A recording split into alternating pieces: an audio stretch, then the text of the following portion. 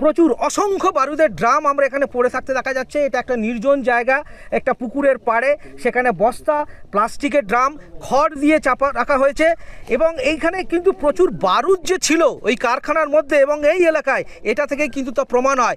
এর পাশাপাশি আমরা দেখলাম যে এই রাস্তায় আসার পথে, কারখানা থেকে এটা প্রায় 100 মিটার দূরে, সেই 100 মিটার আসার পথে দেখলাম একাধিক জায়গায় এরকম বস্তা ভর্তি করে বাজি এবং বারুদ মজুত করা আছে। কিন্তু এই যে নতুন করে এই যে আতঙ্ক আবার ছড়াচ্ছে যে এই যে বাজি বারুদ রয়েছে, সেটা যদি আবার নতুন করে বিস্ফোরণ হয় তাহলে কিন্তু আরও ভয়াবহ আকার নিতে পারে। প্রচুর মানুষ, সাধারণ মানুষ আমরা দেখতে পাচ্ছি সকাল থেকে এখানে ভিড় জমিয়েছেন। পুরো এলাকা জুড়ে প্রচুর সাধারণ মানুষ, এখানে পুলিশ আছেন, অল্প কিছু সংখ্যক পুলিশ আছেন, কিন্তু পুরো জায়গাটা এখনো পর্যন্ত সেভাবে ব্যারিকেড করা হয়নি। কারখানায় সেখানে এখনো মানুষ ঢুকছে, যে কোনো সময় দুর্ঘটনা ঘটতে পারে এবং এভাবেই অরক্ষিত অবস্থায় প্রচুর বারুদ এবং বাজি তৈরি করা অবস্থায় পড়ে রয়েছে।